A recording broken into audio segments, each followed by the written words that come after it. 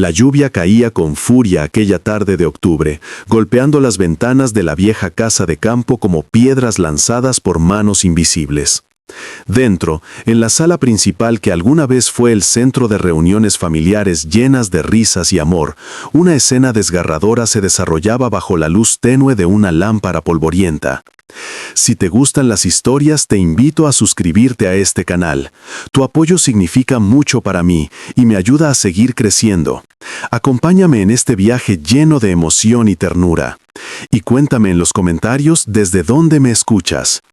Amelia Ferreira, de 78 años, estaba de rodillas sobre el suelo de madera desgastado, recogiendo con manos temblorosas los pedazos de su única fotografía enmarcada. La imagen mostraba a una familia feliz, ella, mucho más joven, junto a su difunto esposo Roberto y sus dos hijos pequeños, Martín y Carolina, frente a aquella misma casa cuando todavía brillaba con pintura fresca y esperanza. «Ya basta, mamá», gritó Martín, su hijo mayor, un hombre de 45 años con el rostro endurecido por la avaricia. «No vamos a seguir soportando esto. Esta casa ahora es nuestra y tú solo estorbas». La anciana levantó la mirada, sus ojos azules nublados por las cataratas y las lágrimas contenidas durante años. Su cabello blanco, antes cuidadosamente recogido en un moño, ahora caía desordenado sobre sus hombros hundidos. Las arrugas de su rostro parecían surcos profundos cavados por el dolor y la decepción. «Pero hijo, esta es mi casa. Tu padre y yo la construimos con nuestras propias manos. Aquí nacieron ustedes, aquí crecieron». «Era tu casa», interrumpió Carolina, su hija de 40 años, cruzada de brazos junto a la puerta. «Papá murió hace 5 años y tú ya no puedes cuidarla. Mírala, está cayéndose a pedazos. Martín y yo hemos decidido venderla y no necesitamos tu permiso. Ya firmaste los papeles cuando estabas enferma, ¿recuerdas?». Amelia sintió que el piso se abría bajo sus pies. Recordaba vagamente haber firmado algunos documentos cuando estuvo hospitalizada con neumonía el año anterior. Martín le había dicho que eran formularios médicos, papeles del seguro. Nunca imaginó que su propio hijo la engañaría para quitarle la escritura de su hogar. «Ustedes me engañaron», susurró, la voz quebrándose como vidrio antiguo. «No seas dramática», respondió Carolina con frialdad, examinando sus uñas perfectamente pintadas. «Te irás a vivir con la tía Lucía, ya está arreglado. Ella tiene ese cuartito en la parte trasera de su casa. Ahí estarás bien». «¿El cuartito?». Amelia se puso de pie con dificultad, apoyándose en la mesa que ella misma había barnizado 30 años atrás. «¿Me están mandando al cuarto donde Lucía guarda sus herramientas de jardín?». «Lo limpiamos», dijo Martín con indiferencia, encendiendo un cigarrillo. «Cabe una cama y una cómoda. ¿Qué más necesitas? Ya no cocinas, ya no limpias, solo comes y ocupas espacio». Las palabras cayeron sobre la anciana como cuchillos afilados. Recordó las noches sin dormir cuando Martín era un bebé enfermo, las madrugadas cosiendo ropa para que Carolina tuviera el mejor vestido en su graduación, los años de trabajo incansable en el campo junto a Roberto para que sus hijos nunca pasaran hambre. «Los crié con tanto amor», murmuró, más para sí misma que para ellos. «Sí, ya lo sabemos». Carolina miró su reloj con impaciencia. «Y ahora es nuestro turno de vivir. Vendemos esta casa, dividimos el dinero y cada quien sigue su camino. Tú vivirás con tía Lucía y nosotros finalmente podremos disfrutar de lo que nos corresponde». «Mañana vienes a las 8 de la mañana», ordenó Martín, soplando el humo hacia el techo. «Traes a alguien que te ayude a empacar tus cosas. Solo ropa y objetos personales. Los muebles se quedan porque vienen incluidos en la venta». «¿Mañana?». Amelia sintió que las piernas le flaqueaban. «Pero si mañana es el aniversario de la muerte de tu padre».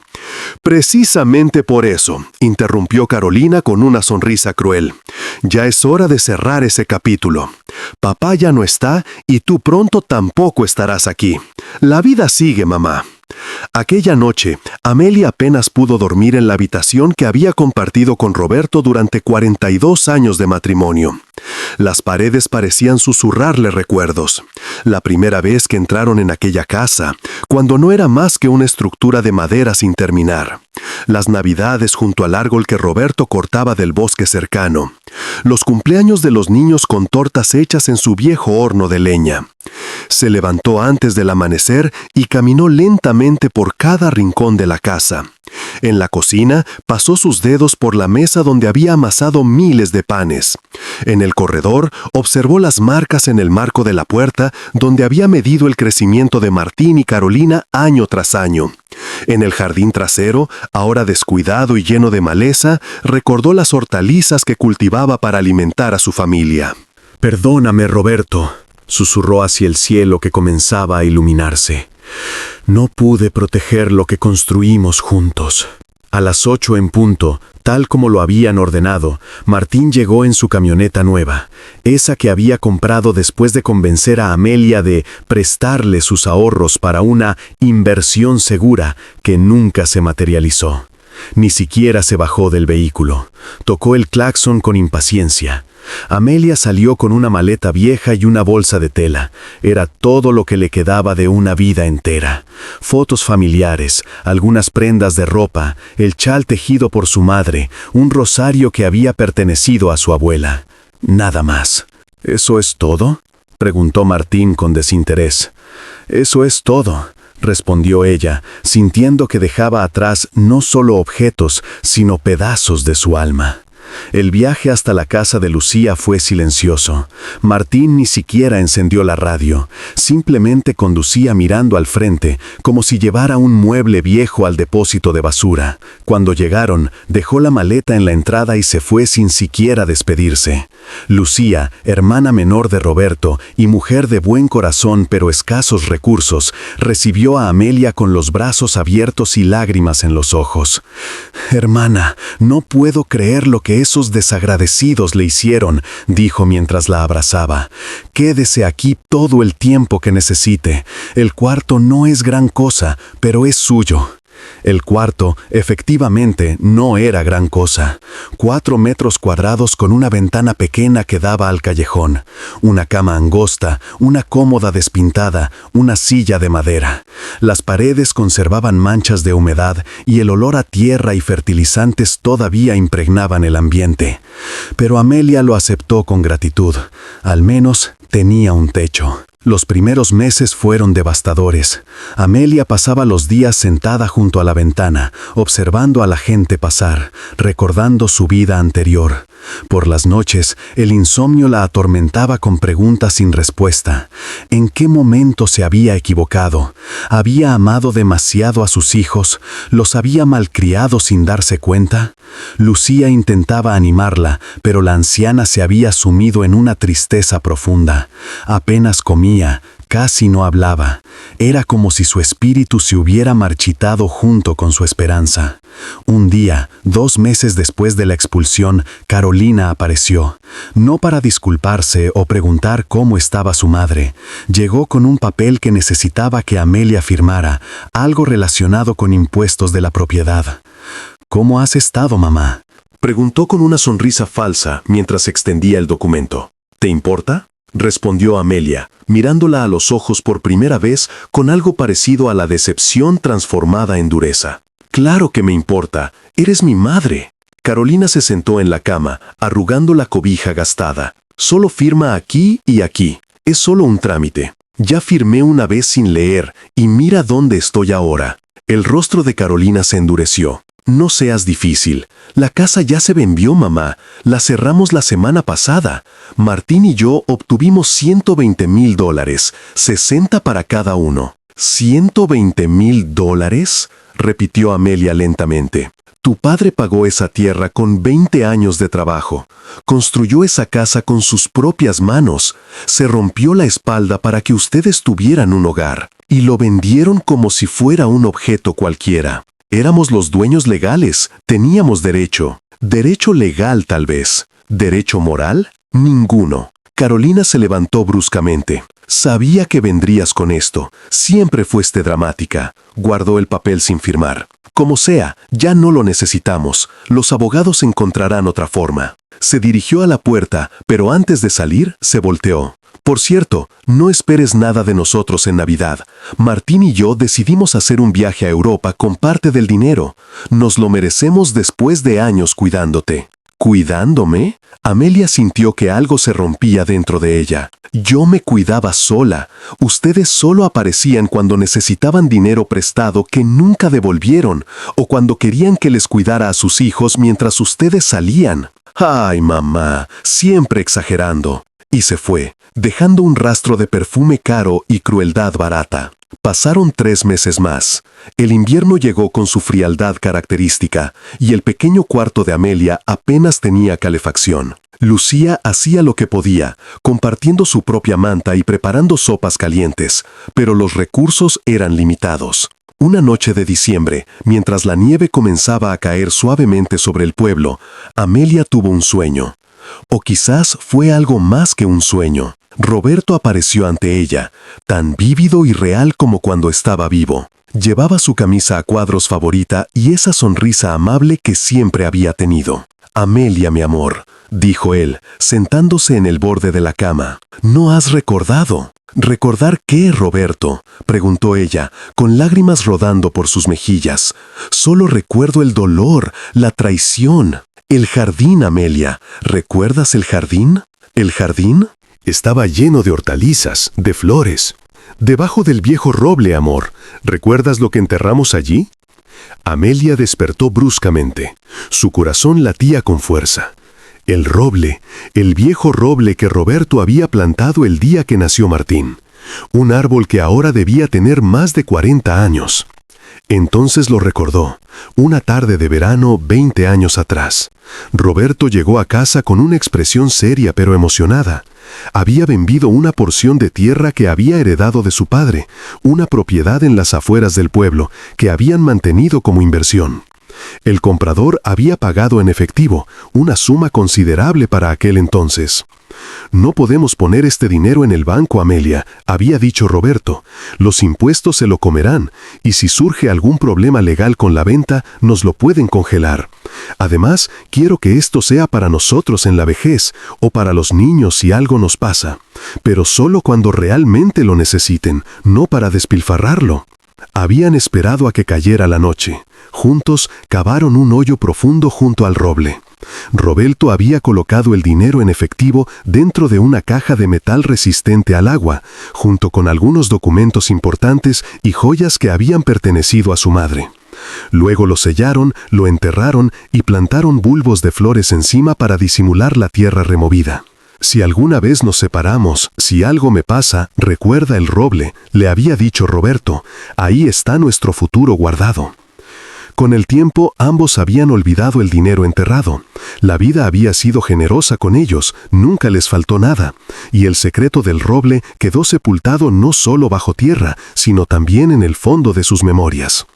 Pero ahora, expulsada y abandonada, Amelia recordaba. A la mañana siguiente le contó todo a Lucía. «¿Y cuánto dinero era?», preguntó su cuñada con los ojos abiertos como platos. Roberto dijo que había recibido $120,000 por aquella tierra, pero eso fue hace 20 años.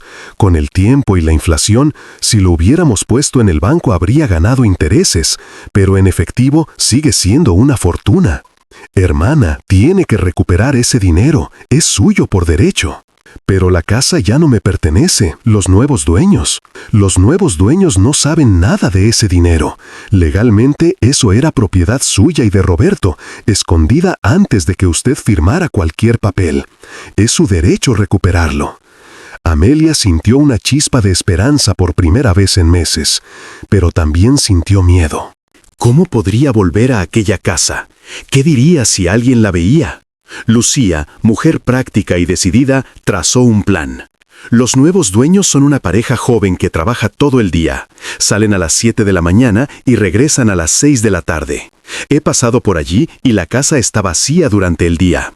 Además, el jardín trasero está tan descuidado que nadie notará si alguien escarba bajo el árbol. No sé si pueda hacerlo sola. Ya no tengo fuerzas para cavar. Yo la acompañaré. Mi vecino, don Tomás, es de confianza. Él nos puede ayudar. Le diremos que está buscando algo que enterró hace años, y punto, no tiene que saber más. 3 días después, cuando el clima mejoró y las calles estaban transitables, Amelia, Lucía y don Tomás, un hombre de 60 años, fuerte y discreto, se dirigieron a la antigua casa en un viejo automóvil prestado. Era media mañana de un martes. Tal como Lucía había predicho, la casa estaba vacía. Los nuevos dueños habían hecho algunas reparaciones en el frente, pero el jardín trasero permanecía tan descuidado como siempre. El roble seguía allí, majestuoso y anciano, sus ramas desnudas extendiéndose hacia el cielo invernal. Amelia se acercó al árbol y puso su mano sobre la corteza rugosa. Sintió como si Roberto estuviera allí con ella. «Es aquí», dijo, señalando un punto específico entre 2 raíces grandes. «Cabemos aproximadamente 1 metro de profundidad». Don Tomás comenzó a cavar con cuidado pero eficientemente. Lucía hacía guardia, observando la calle por si alguien se acercaba. Amelia permanecía junto al árbol, con el corazón latiendo tan fuerte que pensó que todos podían oírlo. Pasaron 20 minutos, 30. El hoyo se hacía más profundo. Don Tomás ya estaba sudando a pesar del frío.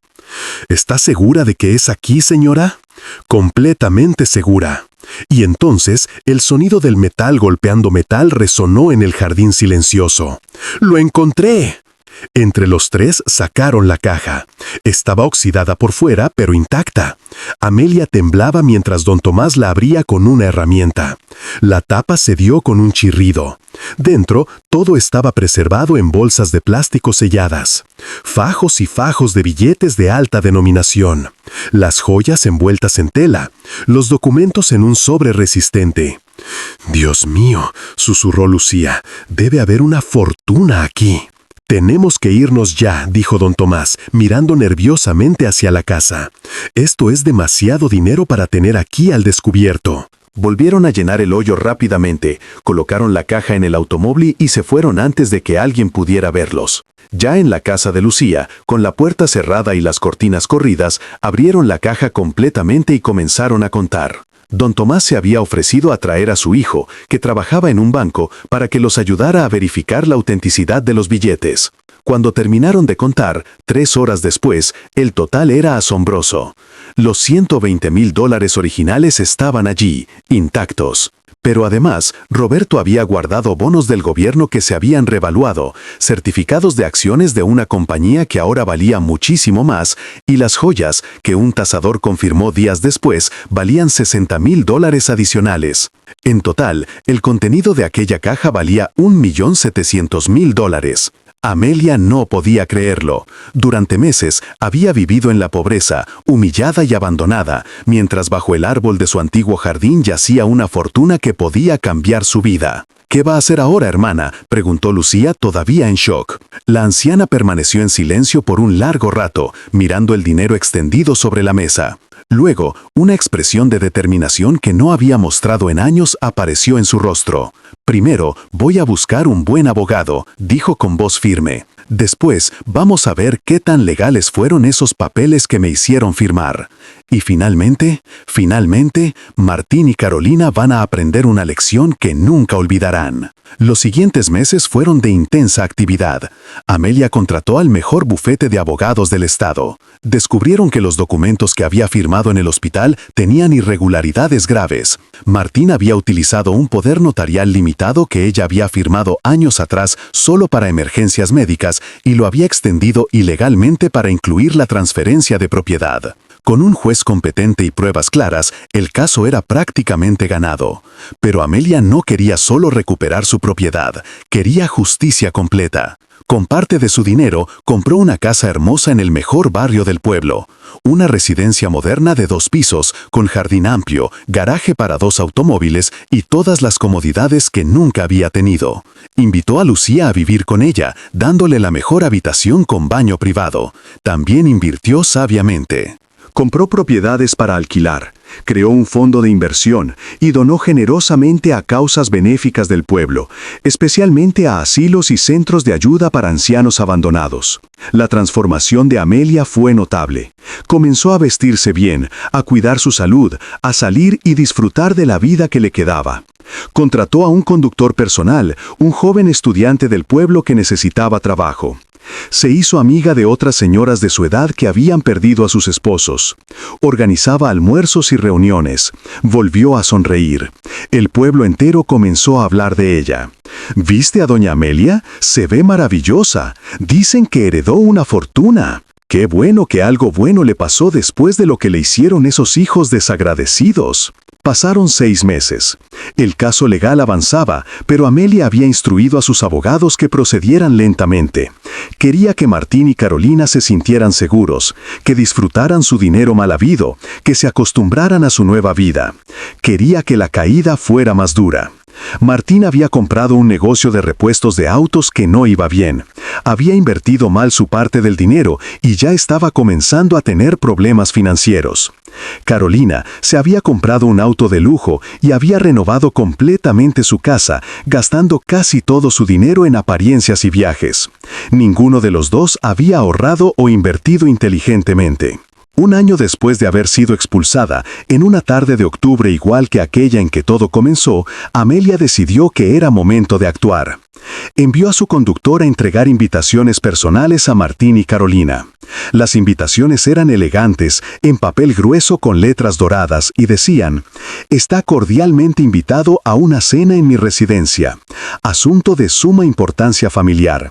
Su presencia es obligatoria. Amelia Ferreira». La dirección mencionada era su nueva casa, la que ninguno de sus hijos conocía, que ella había comprado. Martín y Carolina se miraron extrañados cuando recibieron las invitaciones. ¿Su madre tenía una residencia? ¿De qué estaba hablando? ¿Acaso vivía en la misma casa destartalada de la tía Lucía? La curiosidad, más que el afecto, los llevó a asistir. Cuando llegaron a la dirección indicada, se quedaron boquiabiertos. Era una de las casas más bonitas del pueblo, con jardines impecables, fuente de agua en el frente y lámparas elegantes iluminando la entrada. «Debe ser una confusión», dijo Carolina, verificando la dirección en su teléfono. Mamá no puede vivir aquí. Pero cuando tocaron el timbre, fue Amelia quien abrió la puerta. Estaba transformada. Llevaba un vestido elegante de color azul oscuro, su cabello blanco perfectamente peinado en un estilo moderno, un collar de perlas que había sido de su suegra y una expresión de serenidad y poder que sus hijos nunca habían visto en ella. «Pasen, por favor», dijo con voz calmada. «Los estaba esperando». Martín y Carolina entraron en un silencio atónito. El interior de la casa era aún más impresionante que el exterior. Muebles de calidad, obras de arte en las paredes, pisos de madera brillante, una escalera de caracol que llevaba al segundo piso. «Mamá, ¿qué es esto?», balbuceó Martín. «Esto es mi casa. Tomen asiento en la sala, por favor. La cena estará lista en un momento». Los condujo a un comedor formal donde la mesa estaba puesta con vajilla fina, copas de cristal y velas aromáticas. Lucía apareció desde la cocina, también elegantemente vestida, con una sonrisa satisfecha en el rostro. «Hola, Martín. Hola, Carolina», saludó con ironía. «Qué gusto verlos de nuevo». Se sentaron a comer en un silencio incómodo. El menú era exquisito: ensalada de entrada, salmón con vegetales asados como plato principal y un postre de chocolate que parecía salido de un restaurante caro. Durante toda la cena, Amelia hizo conversación casual. Preguntó por el negocio de Martín, que sabía que iba mal, por el auto nuevo de Carolina, que sabía que tenía problemas mecánicos, por sus vidas en general. Ellos respondían con monosílabos, cada vez más nerviosos, esperando el momento en que ella explicara todo aquello. Finalmente, después del postre y cuando el café fue servido, Amelia se limpió delicadamente la boca con su servilleta y comenzó a hablar. Deben estar preguntándose cómo es posible todo esto. Sí, mamá, dijo Carolina, tratando de sonar casual pero con la voz tensa. Nos dijiste que vivías con tía Lucía en ese cuartito. Y así fue, durante 3 meses. 3 meses en los que no recibí ni una sola llamada de ninguno de ustedes para preguntar si estaba bien, si necesitaba algo, si al menos estaba viva. El silencio se hizo pesado. Pero luego recordé algo importante, continuó Amelia, algo que su padre y yo habíamos guardado hace muchos años, algo que ustedes nunca supieron que existía. Les contó la historia completa, la venta de la tierra, el dinero enterrado, el sueño con Roberto, la recuperación de la caja. Martín y Carolina escuchaban con los ojos cada vez más grandes, los rostros cada vez más pálidos. ¿Cuánto dinero era?, preguntó Martín con voz ronca. $1.700.000, respondió Amelia tranquilamente. Más o menos 14 veces lo que ustedes obtuvieron vendiendo mi casa. Carolina dejó caer su taza de café que se estrelló contra el plato con un ruido ensordecedor. Pero eso nos pertenece a nosotros también, tartamudeó. Somos tus herederos. ¿De verdad? Amelia se inclinó hacia adelante. ¿Quieren hablar de herencias y derechos? Hablemos entonces de todo. Sacó una carpeta que había preparado su abogado. Estaba llena de documentos, estados de cuenta, registros. Este documento muestra todos los préstamos que me pidieron y nunca devolvieron. Martín, me debes $32,000 de diferentes cantidades que me pediste a lo largo de los años. Carolina, me debes $28,000. Aquí están los recibos firmados por ustedes donde prometían devolver el dinero en cuanto pudieran.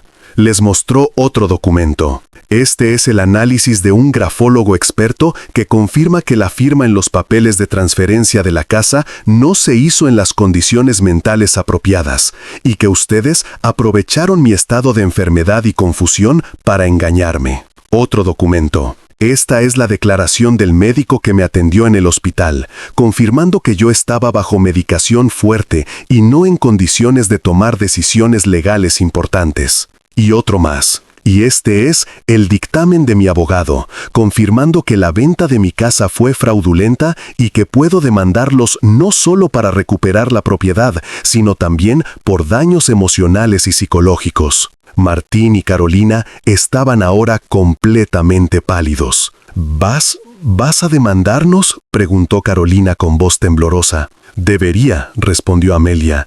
Tengo todos los medios legales y financieros para hacerlo. Mis abogados me aseguran que ganaría fácilmente. Ustedes no solo perderían todo el dinero de la venta, sino que tendrían que pagarme daños adicionales. Podrían quedar en bancarrota. El silencio era absoluto. Solo se escuchaba el tic-tac del reloj de péndulo en la pared. Pero no voy a hacerlo, dijo finalmente Amelia. Ambos levantaron la mirada, una chispa de esperanza en sus ojos. No voy a demandarte, Martín. No voy a demandarte, Carolina. ¿Saben por qué? Ellos negaron con la cabeza. Porque el mejor castigo que puedo darles no es legal, es moral. Quiero que vivan sabiendo que tuvieron a una madre que los amó incondicionalmente, que trabajó hasta el agotamiento por ellos, que sacrificó todo por su felicidad, y que ustedes la traicionaron por $120,000 míseros. Amelia se puso de pie. Quiero que vivan sabiendo que si hubieran tenido paciencia, si hubieran sido buenos hijos, todo esto, señaló alrededor, hubiera sido suyo algún día. Pero su codicia y su falta de amor los cegaron. Mamá, nosotros lo sentimos, comenzó a decir Martín, con lágrimas en los ojos. ¿Lo sienten?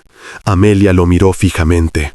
¿Sienten haberme herido o sienten haber perdido $1.700.000?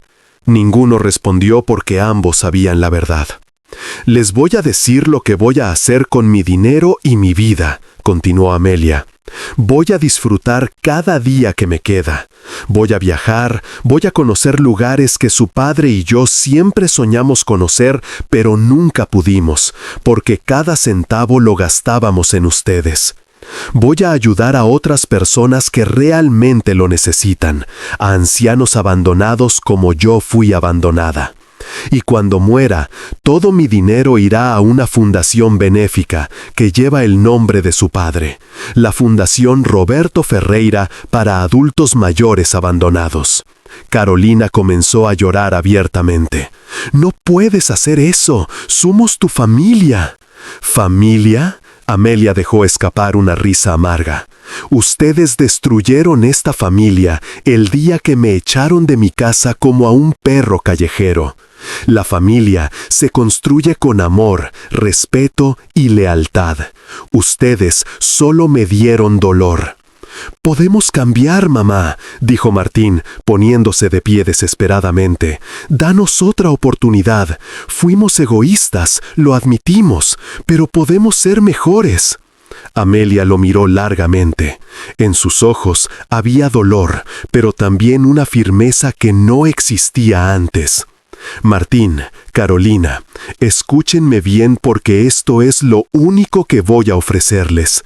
Si en los próximos años me demuestran con acciones, no con palabras, que han cambiado realmente, si me tratan con el amor y respeto que merezco, si están presentes en mi vida no por mi dinero, sino porque genuinamente les importo, entonces, cuando llegue mi final, dejaré que un juez decida si merecen algo de lo que construí». Hizo una pausa. «Pero si vienen a visitarme solo por interés, si veo en sus ojos la misma codicia que veo ahora, si intentan manipularme nuevamente, entonces mi testamento ya está hecho y sellado. Ni un centavo será para ustedes». «¿Cómo sabremos que no nos estás manipulando tú ahora?», preguntó Carolina con un destello de su antigua arrogancia. «¿Cómo sabemos que realmente dejarás algo si somos buenos contigo?». Amelia sonrió tristemente. «No lo sabrán. Esa es precisamente la lección. Tendrán que amarme sin garantías, respetarme sin seguridad de recompensa, estar presentes en mi vida simplemente porque soy su madre, exactamente como yo hice con ustedes durante toda mi vida». Lucía se acercó y puso su mano en el hombro de Amelia. «Creo que es hora de que se vayan», dijo con firmeza. «Mi cuñada está cansada, y esta conversación ha terminado». Martín y Carolina se levantaron como sonámbulos. En la puerta, Carolina se volteó una última vez. «Mamá, de verdad lo sentimos». «El tiempo dirá si es verdad», respondió Amelia. «El tiempo siempre dice la verdad». Los días se convirtieron en semanas, las semanas en meses. Al principio, tanto Martín como Carolina aparecían regularmente. Traían flores, invitaban a Amelia a comer, preguntaban por su salud. Pero Amelia podía ver la falsedad en sus gestos, la manera en que sus ojos vagaban por la casa, calculando valores, la forma en que forzaban las sonrisas, las preguntas demasiado interesadas sobre sus finanzas e inversiones. Poco a poco, cuando se dieron cuenta de que Amelia no iba a revelar detalles sobre su testamento ni a ceder ante sus intentos de manipulación, las visitas comenzaron a espaciarse. Martín empezó a poner excusas: el negocio, el trabajo, problemas de salud menores. Carolina también se distanció gradualmente. Sus llamadas se hicieron menos frecuentes. Amelia no se sorprendió. En el fondo, sabía que sus hijos no habían cambiado realmente. El dinero había revelado quiénes eran en verdad, y esa revelación, aunque dolorosa, también era liberadora. En cambio, se rodeó de personas que genuinamente la apreciaban. Lucía, por supuesto, era su compañera constante. Juntas visitaban museos, iban al teatro, tomaban clases de pintura para adultos mayores. Amelia descubrió que tenía talento para el arte y comenzó a pintar paisajes que le recordaban los días felices con Roberto. También se hizo muy activa en la comunidad. Donó dinero para renovar el asilo local, creó un programa de becas para estudiantes de bajos recursos y personalmente visitaba cada semana a ancianos que vivían solos, llevándoles comida y compañía. Una de esas ancianas era Beatriz, una mujer de 85 años que vivía sola en una casita humilde al borde del pueblo. Beatriz había sido abandonada por sus 3 hijos, quienes se habían mudado a la capital y raramente la contactaban. Amelia y ella formaron una amistad profunda, unidas por experiencias similares de abandono. ¿No tiene miedo de morir sola, doña Amelia?, le preguntó Beatriz una tarde mientras tomaban té en su pequeño jardín.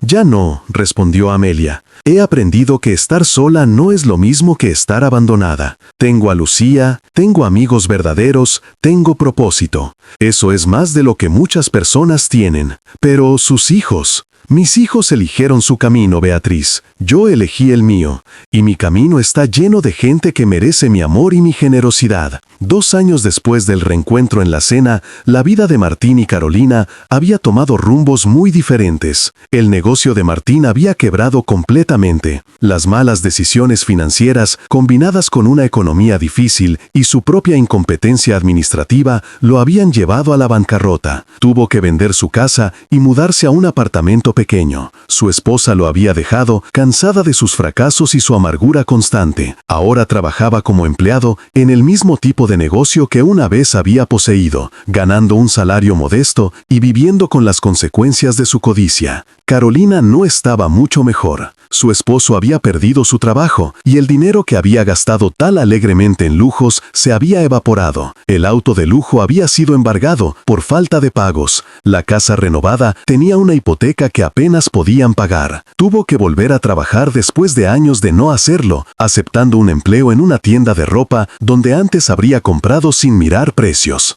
Ambos habían intentado, en momentos desesperados, acercarse nuevamente a Amelia, pero ya no con flores y sonrisas falsas, sino con súplicas directas de ayuda financiera. Amelia los recibió cada vez, escuchó sus problemas y luego, con calma pero firmeza les dijo: «Cuando yo necesité ayuda, cuando vivía en un cuarto de 4 metros sin calefacción, ustedes estaban viajando por Europa y comprando lujos. ¿Ahora entienden cómo se siente la necesidad? Es una lección que debieron aprender hace mucho tiempo. No les dio dinero, pero sí les ofreció algo diferente: trabajo. Si querían su ayuda, podían ganársela trabajando en los programas de caridad que ella había establecido, ayudando a otros ancianos, limpiando las instalaciones del asilo, sirviendo comidas en el comedor comunitario». Martín rechazó la oferta con orgullo herido y dejó de visitar a su madre por completo.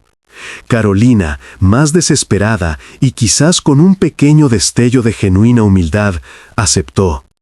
Durante meses, Carolina trabajó como voluntaria en el asilo que su madre había ayudado a renovar.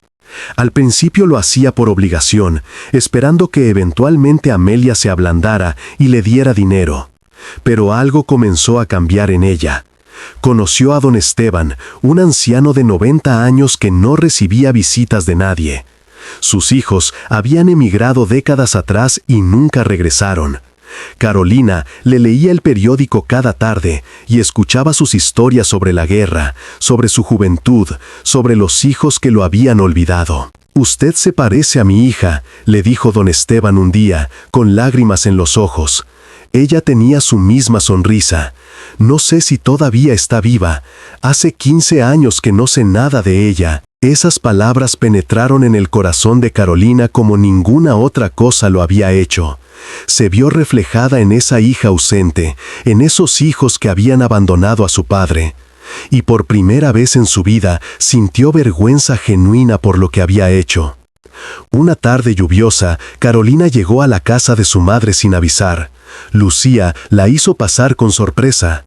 Amelia estaba en su estudio pintando un paisaje de los campos donde ella y Roberto habían trabajado tantos años atrás. «Mamá», dijo Carolina desde la puerta, con la voz quebrada, «¿podemos hablar?».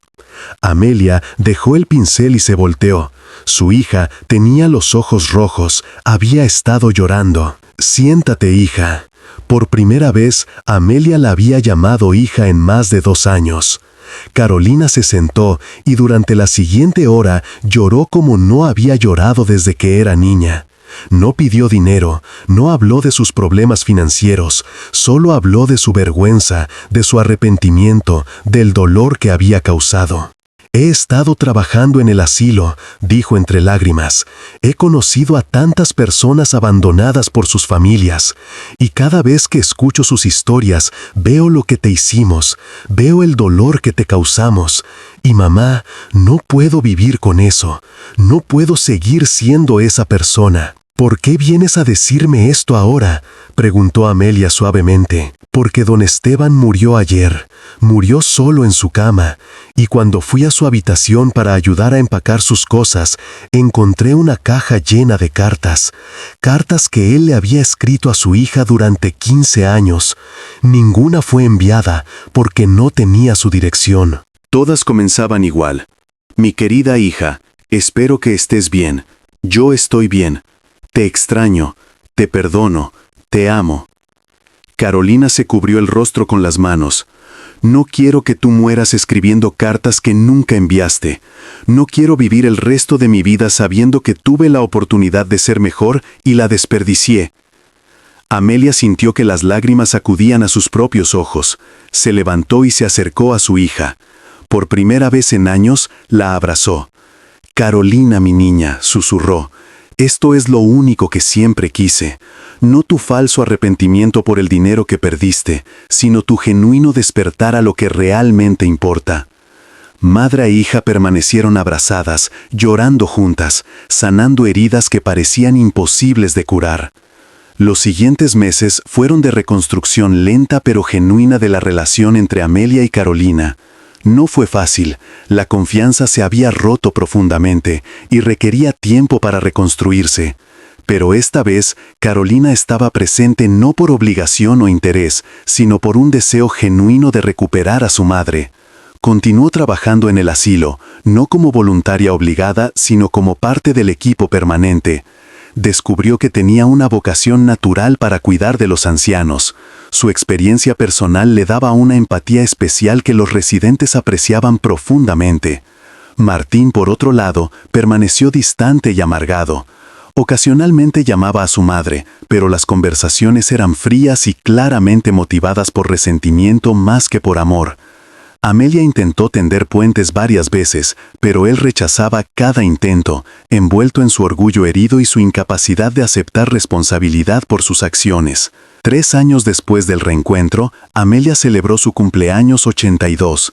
Carolina organizó una pequeña fiesta en la casa, invitando a Lucía, a los amigos de Amelia de la comunidad y a algunos de los ancianos del asilo que se habían vuelto especialmente cercanos. Martín fue invitado, pero no asistió. Envió una tarjeta genérica comprada en una tienda, sin mensaje personal. Durante la celebración, Carolina se puso de pie para dar un brindis. «Mamá», comenzó, con la voz temblorosa pero firme. «Hace 3 años me diste la lección más importante de mi vida.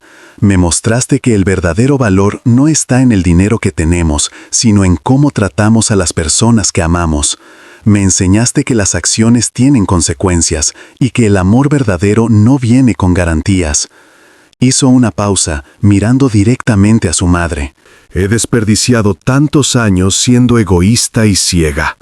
Pero gracias a tu ejemplo he encontrado un propósito. Trabajo ahora en el asilo no porque espere una recompensa, sino porque finalmente entiendo lo que tú sentiste, ese deseo de dar sin esperar nada a cambio. Y aunque sé que no puedo borrar el pasado, quiero que sepas que cada día intento ser la hija que siempre debí ser. Los invitados aplaudieron. Amelia se levantó y abrazó a su hija, con lágrimas de alegría rodando por sus mejillas. Esa noche, después de que todos se fueron y mientras Carolina ayudaba a limpiar, Amelia la llevó a su estudio. «Hay algo que quiero mostrarte», dijo, abriendo un cajón de su escritorio. Sacó un sobre sellado con el sello de un bufete legal. «Este es mi testamento», dijo simplemente. «Lo actualicé la semana pasada». Carolina sintió un nudo en el estómago. Por un instante, el viejo fantasma de la codicia intentó despertar, pero lo sofocó inmediatamente. «Mamá, no necesito saber». «Pero yo necesito decírtelo», interrumpió Amelia, «porque ya no hay secretos entre nosotras». Le explicó el contenido.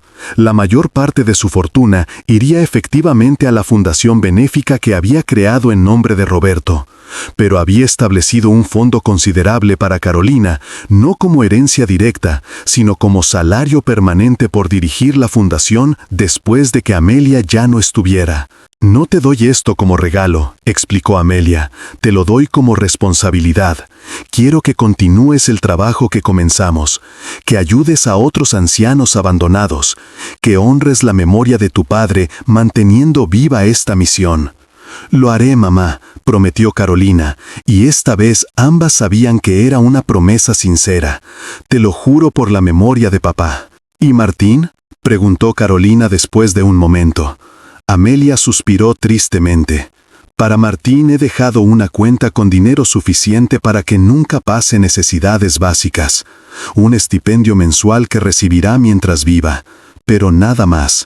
Él tomó su decisión, y yo respeto eso, aunque me duele en el alma. Tal vez algún día él también despierte», dijo Carolina con esperanza. «Tal vez», respondió Amelia, «pero si lo hace, tendrá que ser su propio viaje, no algo que yo pueda forzar. Aprendí que no puedes salvar a quien no quiere ser salvado». Amelia Ferreira falleció pacíficamente a los 87 años, rodeada de amor. Carolina estaba a su lado, sosteniendo su mano. Lucía estaba allí, llorando por la hermana que nunca tuvo, pero que ganó en los últimos años de vida. Y docenas de personas del asilo y la comunidad llegaron a despedirse de la mujer que había tocado sus vidas con generosidad y bondad. Martín llegó al funeral, pero se mantuvo apartado, su rostro una máscara de emociones complejas que nunca pudo procesar adecuadamente. Después de la ceremonia, intentó hablar con Carolina sobre asuntos legales, pero ella simplemente le entregó un sobre del abogado y le dijo: «Mamá te amó hasta el final, incluso cuando tú no pudiste amarla de regreso. Lee esto cuando estés listo». Dentro del sobre estaba la carta final de Amelia para su hijo. «Martín, mi querido hijo, si estás leyendo esto, significa que he partido de este mundo. Espero que hayas vivido una buena vida y que hayas encontrado paz en tu corazón. Te he dejado lo suficiente para que nunca pases necesidades materiales. No porque lo merezcas, sino porque soy tu madre, y el amor de madre no viene con condiciones. Pero también te dejo algo más valioso, el ejemplo de tu hermana Carolina. Ella encontró el camino de regreso al amor y al propósito. Nunca es tarde para ti hacer lo mismo. Tu padre estaría orgulloso de la fundación que lleva su nombre.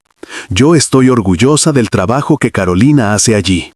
La puerta siempre estuvo abierta para ti también, hijo. Lamento que nunca decidieras entrar. Te perdono. Te amo. Y en algún lugar tu padre también te espera con los brazos abiertos. Mamá». Martín leyó la carta sentado en su auto afuera del cementerio. Lloró por primera vez en años, pero las lágrimas llegaron demasiado tarde para ser compartidas con la única persona que realmente las merecía. Carolina, por su parte, tomó las riendas de la Fundación Roberto Ferreira con dedicación y pasión. Expandió el programa a 3 ciudades más, ayudando a cientos de ancianos abandonados cada año.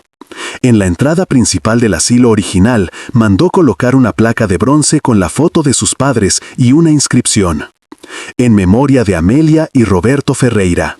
Nos enseñaron que el verdadero legado no se mide en lo que dejamos, sino en cómo tratamos a quienes amamos.